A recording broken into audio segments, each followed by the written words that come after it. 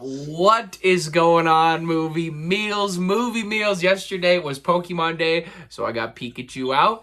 And today is My Hero Day, because that's what Kyle and I are here to talk about. My Hero Academia, Heroes Rising movie. We both went and saw it on Wednesday. Yep. Wednesday. He saw it a little bit before me.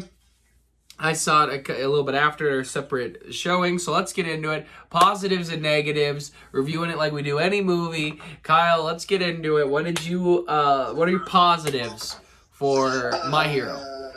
My positives was that it still kept in tone with the show. You know, it wasn't feeling like it was separate from the show at all. It wasn't feeling like it was trying to really disconnect itself too much. It was really a movie, or I guess it's a movie strictly for the fans, really. I mean, newcomers could come into this and play catch up and kind of understand what's going on, but really, this movie is meant for the fans first and foremost. But I think at least like it owns that, and it treats its characters and the love these characters give to the fans with a lot of respect, especially when it comes to Bakugo and Doku and Deku. Deku. I almost said Doku. You did say Doku. I heard it.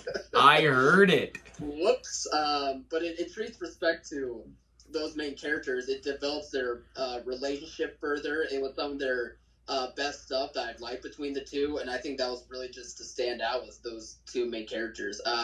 And also the movie, even though it's coming from a TV show, it feels cinematic.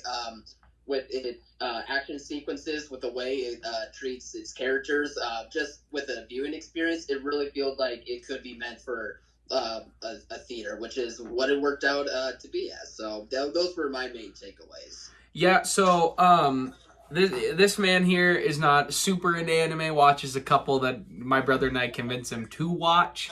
Mm-hmm. I'm a little bit more into the whole world of just anime in general. This is a manga I started, and I decided not to read it because I was enjoying the show so much. I thought it translated better in the anime. So I haven't read ahead. I've heard this movie kind of has some spoilers of what we're going to see ahead, which is really cool. I mean, we were introduced to new powers, new things like that I thought were really cool. I thought they were great reveals for the movie. It made it feel epic, made it feel awesome. And I like the My Hero movies because they're not canon, but they kind of are. They reference them slightly in the show. They reference the show in the movies, where like you get so many Naruto movies, so many One Piece movies and things like that they'll sometimes, most of the time, they'll just be complete side stories that they just are never referenced. I like that they did that with this. And I do gotta disagree with you, where I think this is perfect for new fans. I think obviously it pays tribute to the fans, but I mean, I think that's the greatness of these movies. I think this also is true for the first for the other movie they did. Because they do, anime movies do a great job with this. They tell you what the story is in a big montage at the beginning. They reintroduce where our world, we're quirks. This is what happened. A baby was born with light. We now have superhumans. I go to the school. This is what we're doing. They all start with that. So you get a good recap of kind of what's happening, I think, for new fans.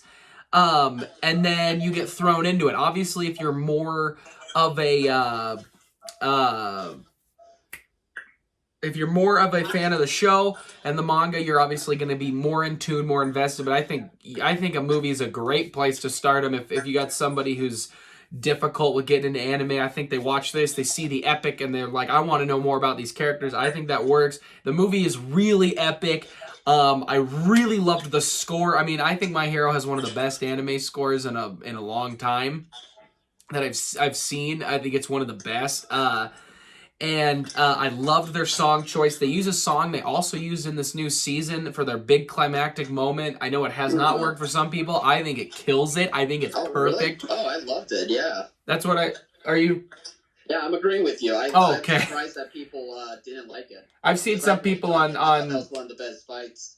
Yeah, I've seen people on Twitter say that they didn't like it, thought it took them out of it because it's a little bit more of a slow song. I think it's perfect. I think it builds up. It's a great fight. The fight really is great. This one is a little more canon. it feels like, and it's introduced some people we're about to meet in the show, and so I really dug it. I'm now excited to see these characters with their new powers that I know they're about to have. I want to see now, when do they come up with it, things like that. So I'm really pumped. I'm pumped for the new episode tomorrow that drops in the dub. We've been watching it in the dub. Yeah. But yeah, so Kyle, any negatives you've got? When it comes to negatives, I think the villain is a clear negative. I think they tried to make him kind of interesting, make him like a pretty complex type character, but I don't think it just worked that well. But at least that character led to like some of the best action sequences of the show. I think personally, so it didn't affect me too much. And besides, I really want to be in a movie like this. I would rather just try to focus more on the main characters of the show anyway, and not try to focus too much on the villains. So it didn't affect my viewing of it very much. So that's just my big criticism. Other than that, I don't think there was anything else for any jarring negatives of any sort. Yeah, I don't really have any negatives. There is something they do in the movie that I don't want to give spoilers away, that I remember in there I was like, are they really doing this? And I'm watching it, it's insane, and I'm like, holy cow, how I'm thinking in my head, how's this gonna play out later in the show? Because these movies are slight canon. They kind of do a quick wrap up at the end, which I'm fine with. And really, these superheroes.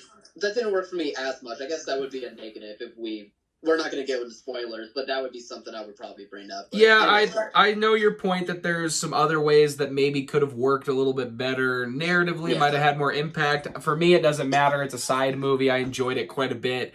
As such a big fan of the show. I mean, the show has touched me in a way that I have not felt this nostalgia since being 12 watching Naruto for the first time, because that caught me more than any other. I mean, that and DBZ, obviously, One Piece caught my attention, but Naruto hit me on a different level as a kid.